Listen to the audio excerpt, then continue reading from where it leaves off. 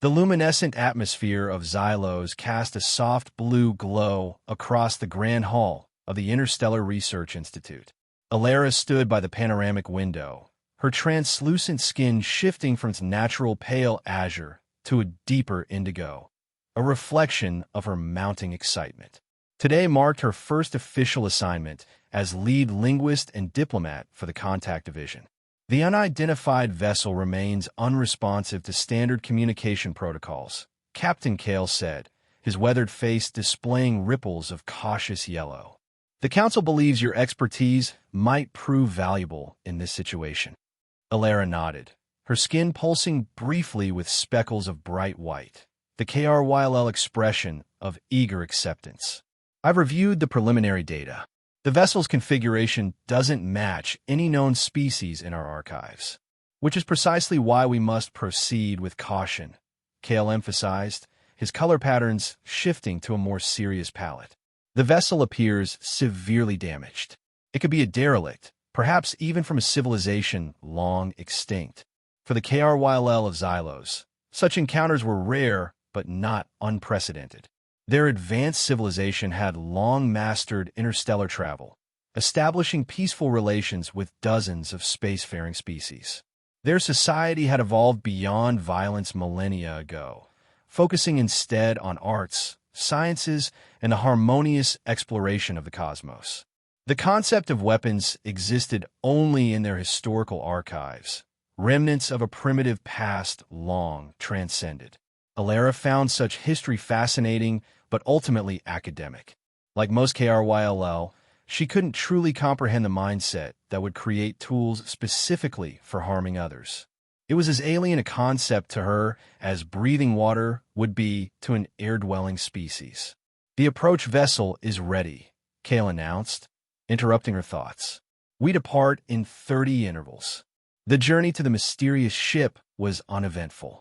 As they drew closer, Alara observed the vessel through the view screen. It was crewed by KRYLL standards, angular, functional, lacking the elegant bio-integrated design philosophy of their own crafts. Scorch marks and impact damage scarred its hull, and what might have once been identification markings were now illegible patches of discoloration. Life signs, she inquired. Faint but present, responded one of the technicians. Environmental systems appear to be failing. Atmosphere composition suggests oxygen-nitrogen dependency. Kale turned to Alara, his skin displaying concerned ripples. Your assessment? We should proceed with the docking procedure, she said firmly. If there are survivors, they may require immediate assistance. The approach was methodical and careful.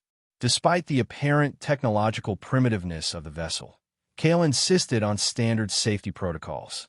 The KRYLL ship extended its flexible docking membrane, creating a secure seal with the damaged vessel. After confirming atmospheric compatibility, Alara led the exploration team toward the airlock. The interior of the alien ship was a stark contrast to the harmonious design of KRYLL vessels. Exposed conduits lined the ceiling. Emergency lighting cast harsh shadows across corridors cluttered with loose equipment. The air carried an acrid scent of electrical burns and something else, organic, heavy, unfamiliar. This way, indicated a technician, following readings on a handheld scanner. Life signs are concentrated in a central chamber ahead. They proceeded cautiously, recording everything through their personal fields, standard procedure for first contact scenarios. Alara noted the abundance of angular surfaces, the seemingly haphazard layout. Nothing about the design spoke of comfort or aesthetic consideration. It was purely functional, almost desperate in its efficiency. The central chamber door was partially obstructed by a fallen internal structure. Working together, the KRYLL team managed to create an opening large enough to pass through.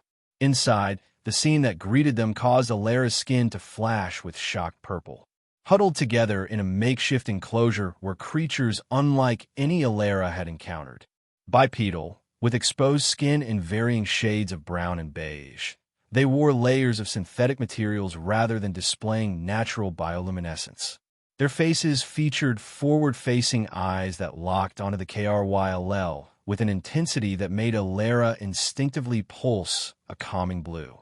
Most striking was their posture, tense, defensive. The larger ones moved to position themselves between the KRYLL and the smaller individuals, who must have been juveniles.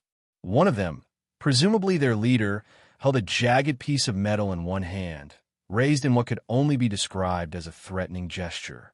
"We come in peace," Alara projected, using both standard vocal patterns and the full spectrum of diplomatic color signaling, though she doubted these creatures could interpret the latter. "Your vessel is damaged. We offer assistance." The creatures responded with harsh, guttural sounds, their faces contorted in ways Alara couldn't interpret. The leader maintained his position, the metal object still raised. A technician whispered, "Translator algorithms are processing their language patterns, but it will take time to establish basic communication." Alara noticed markings on the walls, crude symbols and images that suggested this vessel had been traveling for a very long time. Generations, perhaps. The thought filled her with profound sadness. These beings had been adrift in space, isolated, surviving in this harsh environment without the comforts of a homeworld. Slowly, deliberately, she extended her empty hands, palms forward, a universal gesture of peaceful intent she had studied in xenocommunication theory. She then pointed to the obvious damage around them, then to their own vessel visible through the docking membrane, and made a sweeping motion of invitation. The leader's posture shifted slightly. The metal object lowered a fraction. The smallest creatures peeked out from behind the protective formation, their round eyes wide with what Alara hoped was curiosity rather than fear. "I believe they understand," she said softly. "At least, they recognize we're offering help." After tense minutes of rudimentary gesturing, the aliens seemed to reach a consensus. The leader spoke to his group, then faced Alara and nodded, a movement she recognized from her studies as potentially signifying agreement in some bipedal species. "Prepare medical facilities and secure guest quarters," Kale instructed through their communication network. "We're bringing them to Xylos." Alara's skin rippled with excitement and relief, shifting through patterns of blue and green. First contact had been established. These were survivors, lost in space, and the KRYLL would help them. It was everything she had trained for, the peaceful exchange of knowledge and assistance between different species. As they escorted the aliens back to their vessel, she noticed how one of them quickly gathered small object from around their living space, concealing them in their clothing. Curious behavior, but Alara attributed it to the insecurity of beings who had likely lost everything save what they could personally carry. She could never have imagined that this seemingly innocuous observation would later take on grave significance. The isolation chamber in the Interstellar Research Institute was designed to provide comfort while maintaining the necessary separation for species with unknown biological compatibility. For the human survivors, as they called themselves, the KRYLL had created an environment that replicated the conditions aboard their vessel, but with significant improvements to air quality, lighting, and amenities. Alara spent most of her waking periods observing them, working with the translation algorithms that grew increasingly sophisticated with each interaction. There were 12 humans in total, 5 adults and 7 children. The leader had identified himself as Marcus, and his apparent second-in-command was a woman named Anya. Their relationship was unclear, but both shared responsibility for the group's decisions. "Your language is adapting quickly," Marcus commented during their 4th structured session. The translation device rendered his speech into harmonic KRYLL tones, while converting Alara's luminescent patterns and sounds into human language. "Our systems learn from patterns," Alara explained. "The more we converse, the better the translations become." Marcus nodded, though his face maintained what Alara had come to recognize as tension. The humans never truly relaxed, even when provided with abundant food, comfortable sleeping arrangements, and assurances of safety.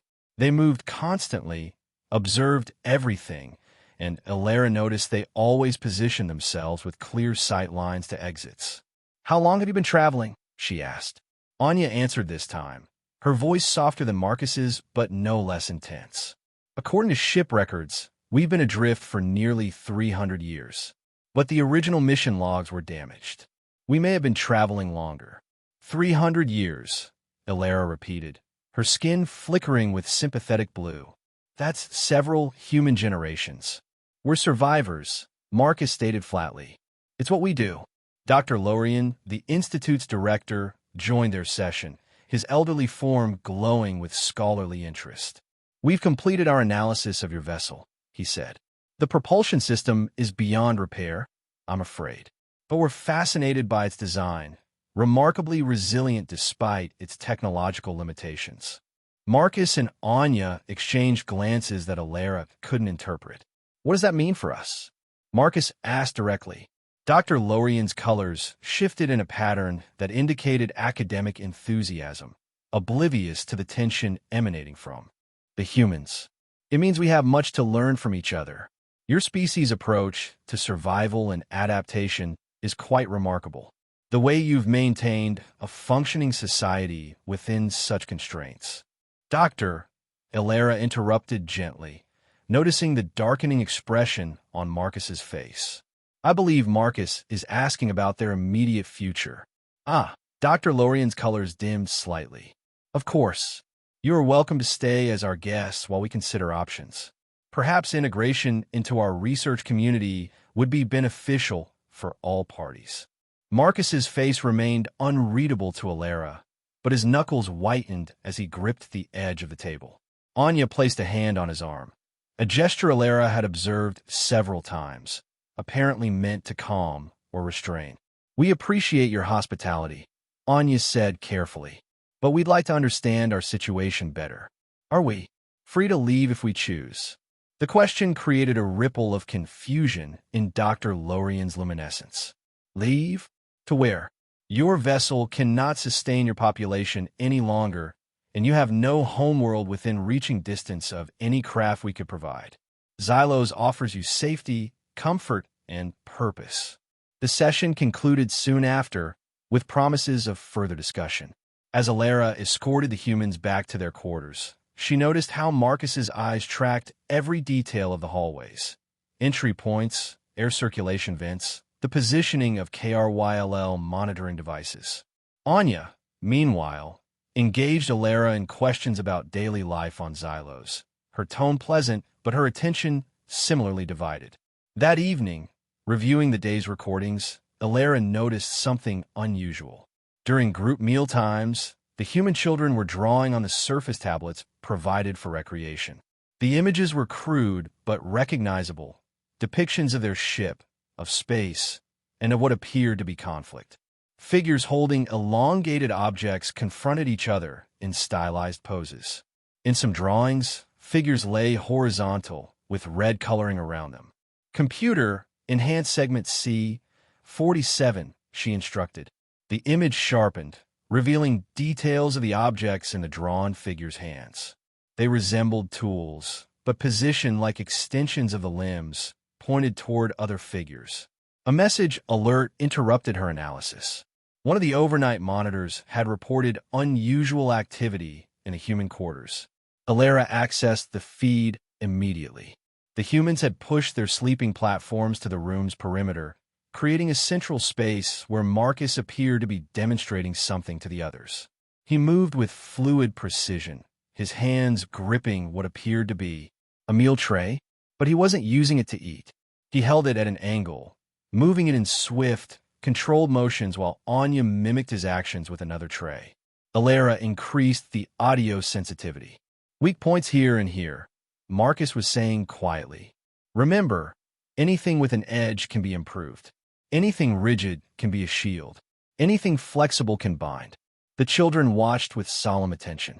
One of them, a girl perhaps 9 years old, was methodically fraying the synthetic fiber of her sleeping cover, separating individual strands with focused precision.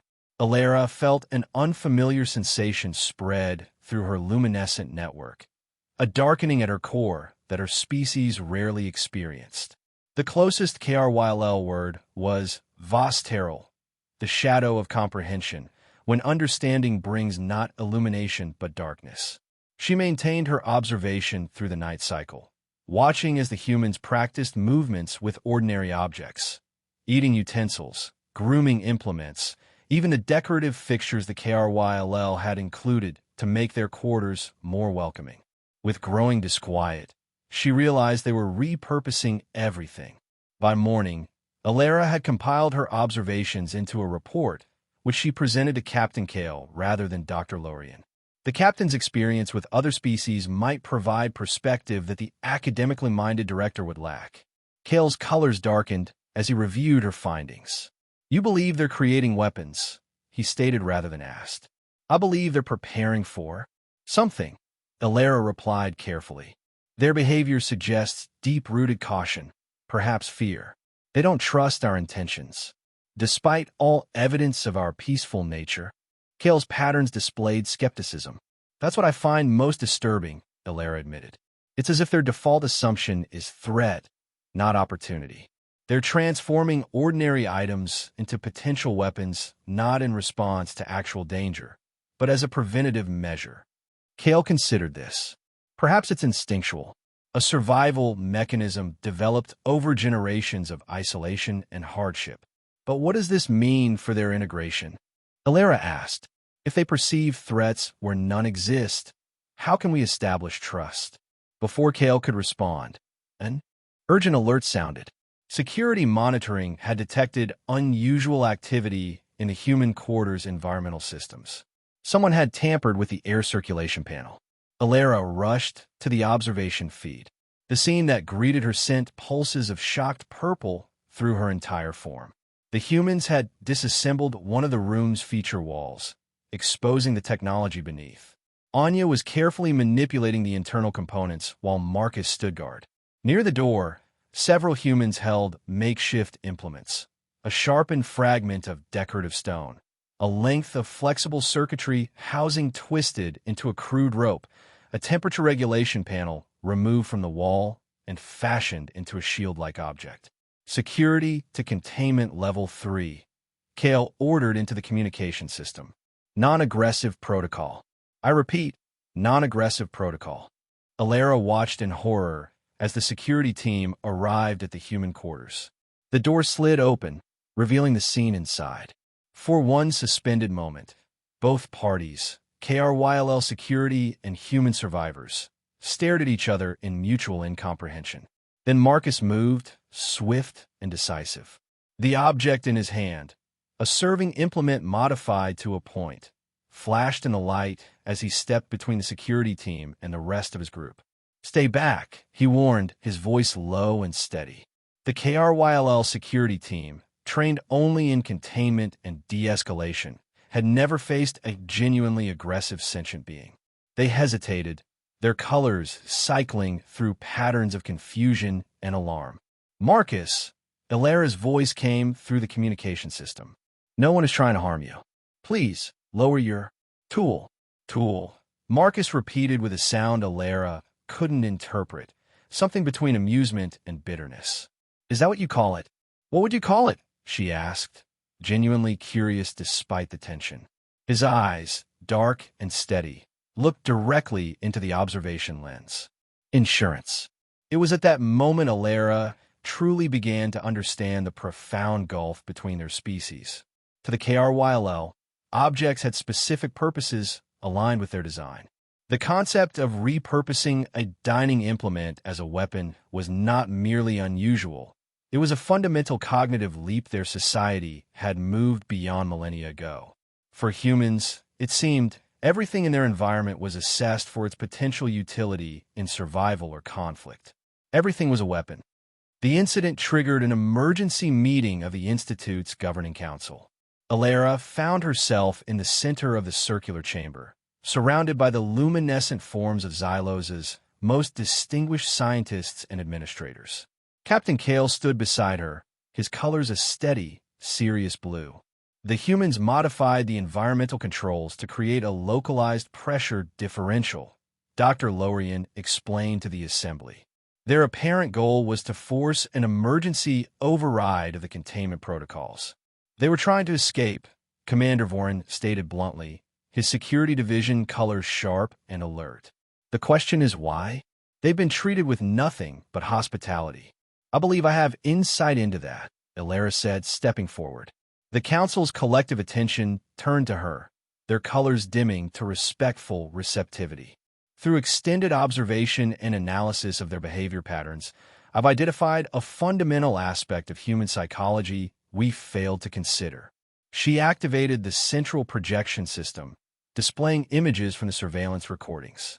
Humans appear to operate from a baseline assumption of potential threat. They continuously prepare for conflict, even in its absence.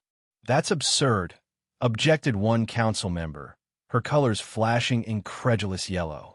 What evolutionary advantage could such paranoia possibly confer? We don't know their original environment or history, Elara countered. But consider this. Their vessels' logs, what little we could salvage, contain references to multiple factions competing for resources. There are indications that their journey began not as exploration, but as escape. The projection shifted to show children's drawings they had collected, crude depictions of conflict, of structures burning, of figures fleeing from others. I believe their species may have evolved in conditions of persistent competition or threat, Elara continued. Their neural pathways appear fundamentally organized around survival in hostile conditions. Are you suggesting they're inherently violent? Dr. Lorian asked, his academic interest evident in his rippling patterns. I'm suggesting they're inherently prepared for violence, Elara clarified. There's an important distinction. Marcus and his group haven't actually harmed anyone, despite having created the means to do so. Commander Voron's colors darkened skeptically. Yet, the commander raises a valid concern. Kale interjected. If their default response to uncertainty is preparation for conflict, how can we safely integrate them into our society? A society that has existed without weapons or warfare for thousands of years. The question hung in the air, sending ripples of concerned color throughout the chamber. Perhaps integration isn't the immediate goal, Elara suggested carefully. Perhaps understanding should come first. We need to comprehend their perspective, their fears. Only then can we hope to establish genuine trust. The council deliberated late into the night.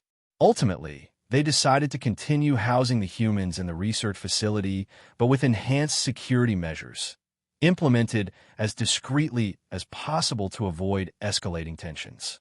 Elara was given primary responsibility for communication and cultural exchange, with the explicit goal of gradually acclimating the humans to KRYLL society. When she returned to the human quarters the next day, she found them reorganized. The makeshift weapons had disappeared, hidden, not discarded, she was certain. Marcus and Anya greeted her with the same wary politeness as before, offering no acknowledgement of the previous day's confrontation.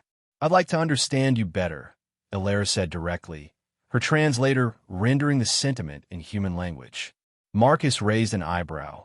A facial movement Elara had learned indicated surprise or skepticism. What exactly do you want to understand? Why you feel the need to arm yourselves in an environment where no one wishes you harm? The directness of her question created a momentary silence.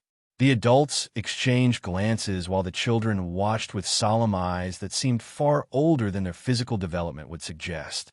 Finally, Anya spoke. May I tell you a story, Elara? About our ship? Elara's colors shifted to attentive blue. Please. The Odyssey, that was our ship's name, was originally one vessel in a fleet of 12. They left Earth, our homeworld, carrying thousands of people, seeking a new planet to settle. Anya's voice was measured, her eyes fixed on some distant point. Something went wrong during the journey.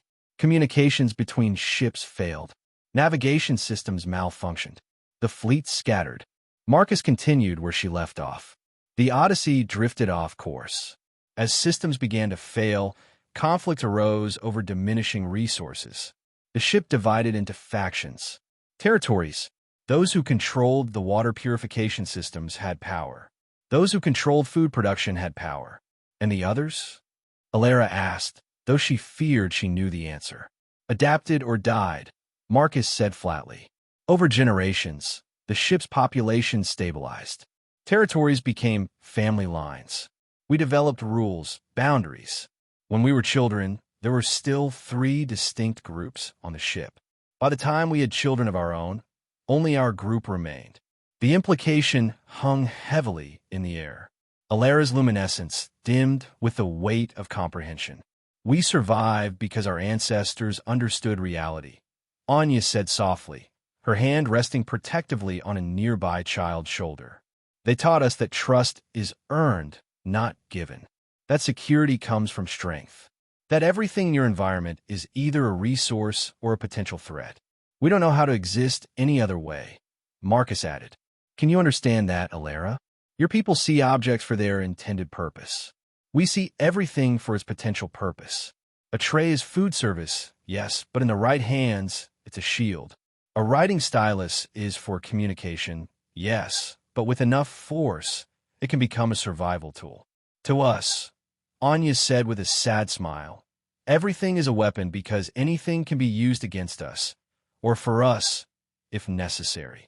Alara's mind raced to process this perspective. It was as alien to KRYLL thought as their bioluminescence would be to human biology. The constant vigilance, the perpetual assessment of threat and opportunity, the inability to simply be at peace. How exhausting. How sad. We don't want to hurt anyone, a small voice interjected. It was the girl Alara had observed carefully unraveling fabric. We just don't want to be hurt. That simple statement, delivered with a child's directness, crystallized the complexity of their situation. The humans weren't inherently violent. They were inherently afraid. Generations of precarious survival had encoded caution so deeply into their psychology that peace itself had become a foreign, suspicious concept. Thank you for explaining, Alara said finally, her colors reflecting genuine gratitude and newfound understanding. I want to help your group feel secure here, in ways that don't conflict with our society's safety. Would you be willing to work with me toward that goal? Marcus studied her for a long moment. We can try, he said eventually, but understand this. We can't change what we are any more than you can stop glowing. Survival isn't just what we do, it's who we are. As Alara left the human quarters that evening, she felt both enlightened and troubled. The gap between their worldviews seemed vast, perhaps unbridgeable. Yet there was something profoundly moving about their resilience, their tenacity in the face of cosmic indifference. Her report to the council reflected this complexity. The humans represent both an unprecedented opportunity for cultural exchange and a unique challenge to our security protocols, she concluded. I believe meaningful coexistence is possible, but it will require adjustments from both sides, and patience most of all. What she didn't include in her official report was the growing unease she felt when she contemplated the broader implications. If humans transformed every object into a potential weapon through perspective alone, what did that mean for Xylos? An entire world designed without consideration for conflict suddenly seemed naively vulnerable through human eyes. It was a disturbing thought, one that lingered like a shadow across her luminescence as she returned to her dwelling that night. 3 days later, Alara's concerns materialized in ways she could never have anticipated. The morning began routinely. She arrived at the research facility to continue her work with the humans, carrying new communication tools designed to enhance their cultural exchange. Commander Vorin met her in the atrium, his colors conveying urgent seriousness. There's been an incident, he stated without preamble. One of the human children wandered into a restricted area. When personnel attempted to escort the child back to their quarters, the human male, Marcus, became aggressive. Alara's colors pulsed with alarm. Was anyone injured? No, but that's merely fortunate circumstance. The human had fashioned a pointed implement from fixture materials. He threatened staff with it. Vorin's colors swirled with frustrated incomprehension. These beings were given comfortable quarters, nourishment, medical care. Yet they respond with violence. It's not violence as they see it, Alara tried to explain. It's protection.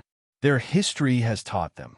Their history is not our concern, Vorin interrupted, an unusual breach of KRYLL conversational etiquette that underscored his agitation. The council has convened an emergency session. Your presence is required.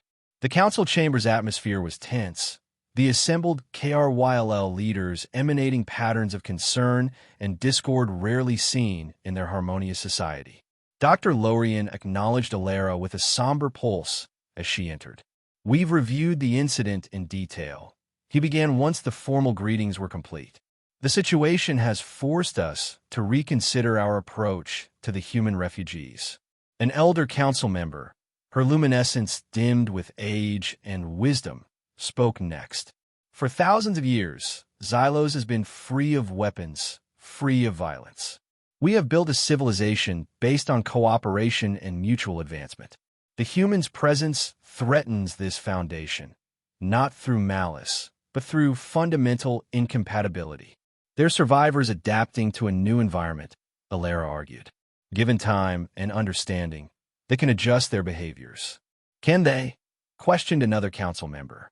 According to your own reports, their survival instincts are deeply ingrained over generations. Their perception of objects as potential weapons is not a conscious choice, but an automatic cognitive process. Captain Kale, who had remained silent until now, addressed the council. I've reviewed the security footage extensively. The human child's presence in the restricted area was not accidental. The child was exploring systematically, examining access points and communication nodes. This revelation sent a wave of concerned color patterns through the assembly. You believe they were mapping our facility? Dr. Lorien asked, his academic interest momentarily overriding his concern. I believe they were gathering tactical information, Kale clarified, as any prudent group would when in unfamiliar territory they perceive as potentially hostile. Commander Voron's colors flashed with vindication, which only reinforces my recommendation. The humans cannot be safely integrated into Xylos society. The risk is too great. What are you proposing? Alara asked, a sense of dread building within her. The council has already voted, Dr. Lorien said gently, his colors shifting to sympathetic blue. We will repair the humans' vessel sufficiently for short-range travel. They will be provided with maps to a habitable system within reach and supplied with all necessary resources for the journey. You're exiling them, Alara stated flatly. We're acknowledging an irreconcilable difference, corrected the elder council member. Their cognitive architecture is built around conflict and survival. Ours is built around harmony and advancement. Both have validity in the cosmic order, but they cannot coexist in the same environment without fundamental change that would compromise the essence of either society. Alara wanted to protest further, but the logic was undeniable. The council had made its decision not out of fear or prejudice, but out of a clear-eyed assessment of biological and sociological realities. Still, something about the solution felt deeply wrong. When will they be informed? She asked finally. Tomorrow, Dr. Lorien replied. The preparations for their vessel will take approximately 7 days. You'll continue as their primary liaison during this transition. Alara left the council chamber with her luminescence dimmed to a troubled gray. She knew she would have to frame this decision carefully to the humans. They would undoubtedly perceive it as rejection, perhaps even a threat. Their survival instincts would intensify, making the transition period potentially dangerous for all involved. Unknown to Alara or the council, their careful planning was already compromised. The facility's monitoring systems had been designed to track movement and basic life signs, not to detect the subtle electromagnetic disturbances created by a makeshift receiver Anya had assembled from components in the human's entertainment devices. While rudimentary, it had allowed her to intercept enough fragments of KRYLL communication to grasp the essence of the council's decision.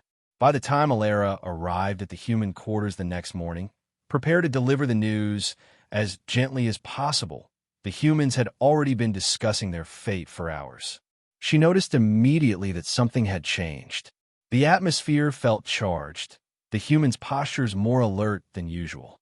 Good morning, she began, her translator rendering her greeting in human language. I have information to share regarding your future accommodations. Marcus and Anya exchanged a look that Alara couldn't interpret, but which set her instincts on alert. You're sending us away, Marcus stated without inflection. Alara's colors pulsed with surprise before she could control them. How did you? It doesn't matter how we know, Anya interjected.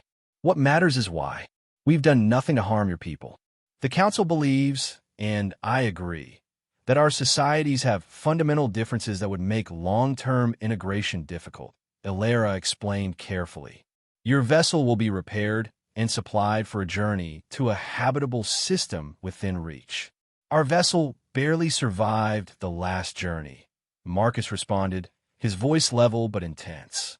It's held together with makeshift repairs accumulated over generations. Even with your upgrades, the chances of it sustaining our population to another star system are minimal. The repairs will be thorough, Alara assured them. You'll have better than minimal chances. Better than minimal, Anya repeated with that same sound of bitter amusement Alara had heard before. Do you know what our lives have been like, Alara? Generations born and dying in metal corridors, fighting over recycled water and synthetic protein. Always one system failure away from extinction. We finally find a habitable world, with people who could help us truly live rather than merely survive, Marcus continued. And we're being cast out because we make you uncomfortable.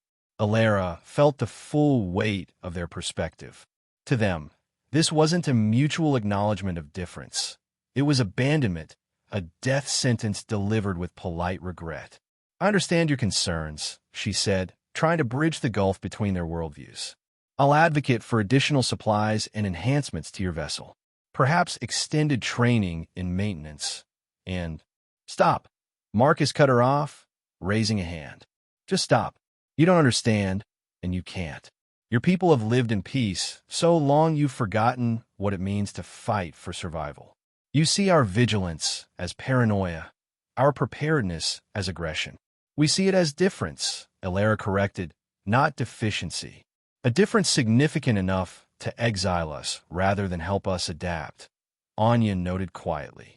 The conversation continued in this vein, with Alara attempting to explain the Council's reasoning while the humans responded with increasingly direct challenges to its logic and compassion.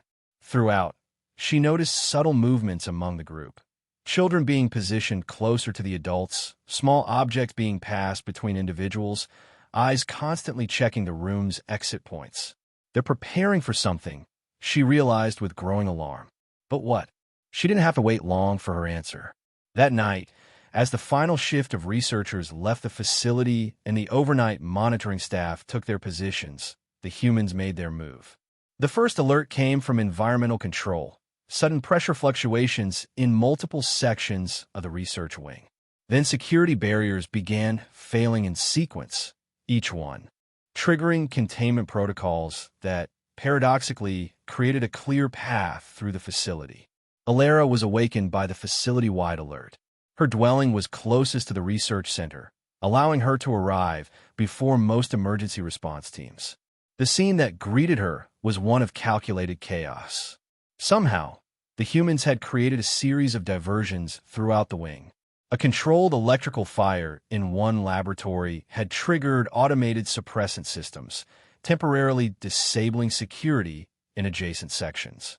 Reflective materials positioned at precise angles had created blind spots in monitoring systems. Most ingeniously, they had reconfigured a cleaning solution to produce a thick vapor that disrupted the KRWL's bioluminescent communication when they entered it. Alara moved through the facility, following the trail of disturbances. She found Commander Vorin coordinating the response, his colors flashing urgent instructions to his security team. Where are they heading? She asked. Transportation Bay, Vorin replied tersely. They're attempting to reach the shuttle docks. We've initiated lockdown procedures, but they're demonstrating an uncanny ability to circumvent our systems. Let me speak with them, Alara pleaded. I might be able to de-escalate the situation. This is beyond dialogue, Vorin responded, his color sharp with conviction. They've made their choice. Despite his objection, Alara rushed toward the transportation bay. The humans had clearly studied the facility's layout meticulously during their stay, using what appeared to be recreational exploration to map escape routes and security vulnerabilities. She arrived at the bay entrance just as the humans were attempting to access a small atmospheric shuttle, a vessel designed for transport within Xylos' atmosphere, not interstellar travel. Marcus stood at the access panel, manipulating the controls with surprising familiarity while Anya directed the others inside. "Marcus," Alara called out, her translator projecting her voice above the facility's alarms. "Please stop. This isn't the way." He turned, and Alara was struck by the transformation in his demeanor. Gone was the wary but contained survivor she had been working with for weeks. Before her stood a fighter, focused and determined, a makeshift weapon in each hand. One appeared to be a sharpened irrigation component, the other a length of conduit housing fashioned into a striking implement. "Stay back, Alara," he warned. "I don't want to hurt you, but I will protect my people." "That shuttle can't leave the atmosphere," she explained urgently. "It's not designed for space travel. You'll die." "We might die," he acknowledged, "but it's our choice, not a sentence passed by your council." Behind him, Anya emerged from the shuttle entrance. "Marcus, we're ready. We need to go now." Security personnel began flooding into the bay from multiple entrances, their forms glowing with alert patterns. The humans inside the shuttle pressed against the viewports, their expressions a mixture of fear and determination. What happened next unfolded with devastating speed.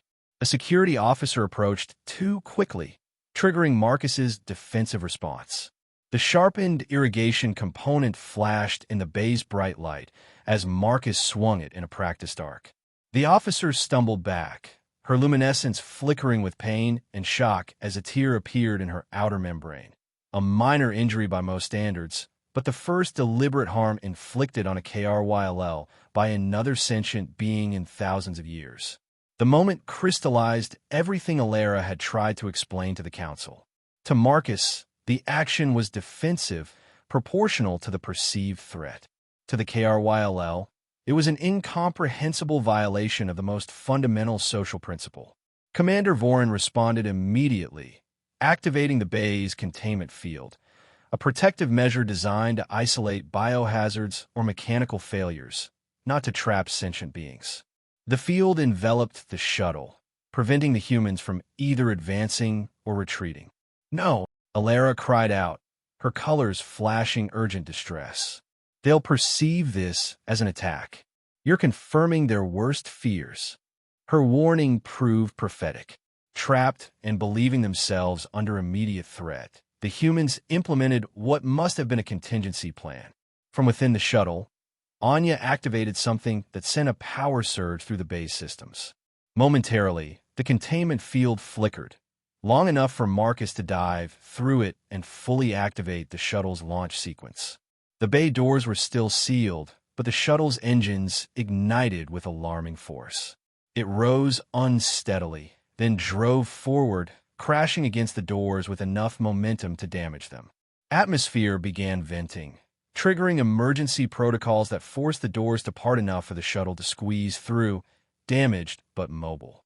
"All atmospheric defense units, priority alert," Commander Vorin ordered into the communication system. "Unauthorized shuttle launch from research facility.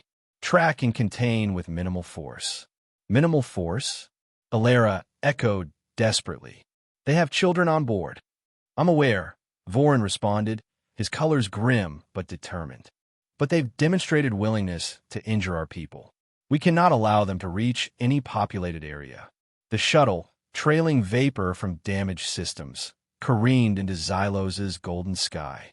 Defense units, sleek aircraft designed primarily for atmospheric research and rescue operations, converged from multiple directions, forming a containment pattern around the fleeing vessel. Alara watched in helpless horror as the shuttle attempted evasive maneuvers that its design could never support. One engine flared brilliantly, then failed, sending the vessel into an uncontrolled spin. The defense units fired containment beams, technology designed to stabilize falling objects, but the shuttle's erratic movement made precise targeting impossible. The disabled shuttle began to fall, its remaining engine struggling against gravity's pull. The trajectory took it away from the research facility toward the uninhabited conservation lands beyond. Alara's luminescence pulsed with distress as she calculated the inevitable conclusion. Impact. The dawn light cast long shadows across the crash site. The shuttle had carved a deep furrow into Xylos's pristine landscape before coming to rest against a mineral formation. Emergency response teams had worked through the night, establishing a perimeter and assessing the situation with careful deliberation. Alara, along with Captain Kale and a medical team, was among the first allowed to approach the wreckage. Her luminescence was dimmed to a sorrowful blue as they made their way through debris scattered across the impact path. Life signs detected, announced one of the medical team. Multiple individuals, but readings are weak and unstable. The shuttle's main cabin had remained partially intact, protected by the vessel's structural reinforcements. The entry hatch was jammed, damaged by both the launch collision and the subsequent crash. Kale directed a technician to carefully cut through the compromised section. As the opening widened, Alara could see movement inside, shadows shifting in the dim emergency lighting. When the aperture became large enough for entry, she was the first to volunteer. "I know them," she said simply. "They know me." The interior was a chaos of dislodged panels and scattered possessions. The air smelled of electrical burns and something Alara had never encountered before but instinctively recognized: the scent of human blood. Her translucent skin rippled with distress as she navigated carefully through the wreckage. "Marcus?" "Anya," she called softly, her translator rendering her voice in human language. "We're here to help. Please, if you can hear me." A weak sound drew her attention to a collapsed section near what had been the pilot station. There, pinned beneath a structural support, lay Marcus. Even to Alara's inexperienced eyes, the severity of his injuries was evident. Beside him knelt Anya, one arm hanging uselessly at an unnatural angle, her face streaked with a dark liquid Alara presumed was blood. "Stay back," Anya warned, though her voice lacked strength. "Haven't you done enough? We need to help you," Alara insisted, careful to maintain distance while signaling the medical team. "Please, where are the children?" Anya's expression shifted, a complexity of emotion Alara couldn't fully interpret. "Rear compartment. Some are hurt badly." The medical team moved in with efficient care, their specialized knowledge of xenobiology allowing them to assess and begin treating the injured humans. Alara remained by Marcus and Anya, offering what comfort her presence might provide. Marcus's breathing was labored, each inhalation clearly causing him pain. His eyes, when they focused on Alara, held neither anger nor accusation, only a profound weariness. "We never had a chance, did we?" he managed between pain breaths. "I believed we did," Alara answered honestly, her colors reflecting genuine sorrow. "I still do." Marcus attempted to shake his head, the movement barely perceptible. "You don't understand us. Can't. To survive is to fight. Always." "Not always," she countered gently. "There can be other ways. Not for us." His voice grew weaker. "Too late to change." As a medical team worked to stabilize him for transport, Marcus gestured Alara closer. She leaned in, her luminescence dimmed respectfully. "Watch over Sarah," he whispered. "She's different. Sees, like you do. Hope." His voice failed, but his eyes moved meaningfully toward the rear compartment where the children were being treated. Alara understood. Sarah must be one of the younger humans, perhaps the thoughtful girl who had spoken, of not wanting to hurt anyone. Within hours, all survivors had been transported to the medical facility. Of the 12 humans who had boarded the shuttle, 9 remained alive, 3 adults including Anya, and 6 children. Marcus succumbed to his injuries during transport, his final conscious act being to clasp Anya's hand. The incident created a profound crisis in KRYLL society. For the first time in recorded memory, their peaceful world had experienced violence, death from conflict rather than natural causes. The shock rippled through communities across Xylos, challenging fundamental assumptions about their place in the cosmos and the nature of sentient coexistence. The council convened an extended session, debating the implications for days. Alara testified repeatedly, attempting to convey the complexity of human psychology and the desperate circumstances that had driven them to such extreme action. They did not act from malice, she emphasized. They acted from fear, from survival instinct honed over generations of precarious existence. What we perceive as aggression, they experience as necessary defense. That distinction, while academically interesting, doesn't change the outcome, noted Commander Vorin, his colors steadily resolute. A KRYLL was injured. Lives were lost. Our peaceful society was disrupted in ways that will resonate for generations. So what do we do now? Alara challenged. The surviving humans are under our care. They cannot return to their original vessel, and the Council has already deemed them unsuitable for integration into our society. Dr. Lorian, who had been uncharacteristically silent throughout much of the proceedings, finally spoke. Perhaps we've been approaching this incorrectly. We've been treating the humans as a homogeneous group, assuming uniform psychology and intention. They demonstrated unified action, Vorin pointed out. Under extreme stress, yes, Lorian acknowledged. But Alara's reports indicate significant individual variation, particularly among the younger humans. The discussion continued for days, eventually reaching a nuanced conclusion. The adult humans, whose neural patterns were firmly established in survival mode, would be provided a small but fully functional vessel once they had recovered from their injuries. They would be given the choice of several possible destinations outside KRYLL space, along with sufficient resources to establish themselves. The children, however, presented a different possibility. Their neural pathways, while influenced by their upbringing, retained greater plasticity. With appropriate support and careful introduction to KRYLL values, they might, with their guardian's consent, be offered the opportunity to remain on Xylos in a specially designed educational and cultural exchange program. Anya, still recovering from her injuries, received this proposal with initial skepticism but growing consideration.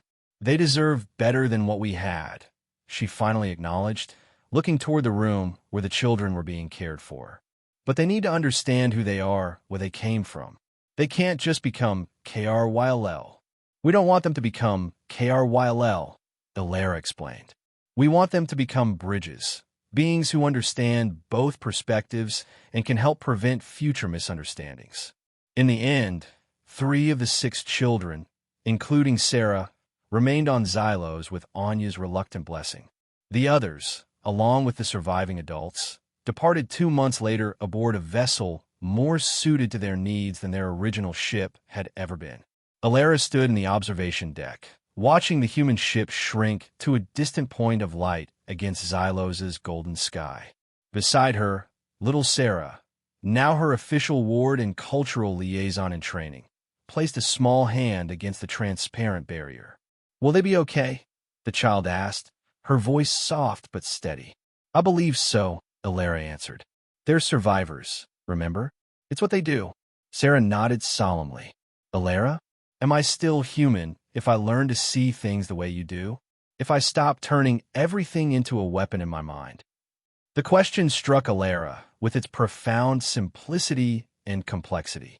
"I think," she said carefully, "that being human isn't about seeing everything as a weapon. It's about adaptability, finding ways to survive and thrive in whatever environment you encounter. Sometimes that meant creating weapons from everyday objects. But here, in this new environment, it might mean creating connections instead." Sarah considered this, her young face thoughtful. "I'd like that better," she decided finally. "Making connections instead of weapons." As they turned to leave the observation deck, Alara noticed Sarah casually picking up a decorative stone from a nearby display. A reflexive action, the unconscious assessment of an object's utility that had been ingrained since birth. But after a moment's consideration, the child returned it to its place, choosing instead to reach for Alara's luminescent hand. It was a small gesture, but significant. The first deliberate choosing of trust over preparedness, of connection over defense. The neural pathway of survival was still there, would always be there, that fundamental human trait of seeing potential in everything around them. But perhaps it could be redirected, its powerful adaptability harnessed for creation rather than conflict. Alara's luminescence brightened with cautious hope as they walked together into Xylos' golden afternoon, ambassador and bridge builder, KRYLL and human, different yet finding common ground. In the vast darkness between stars, the departing human vessel continued its journey, carrying with it the indomitable human spirit of survival.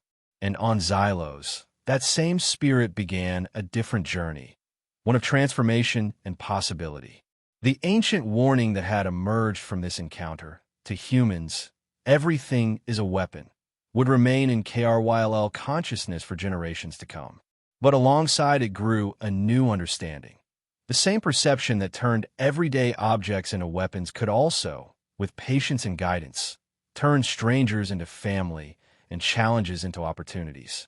It was perhaps the most powerful adaptation of all.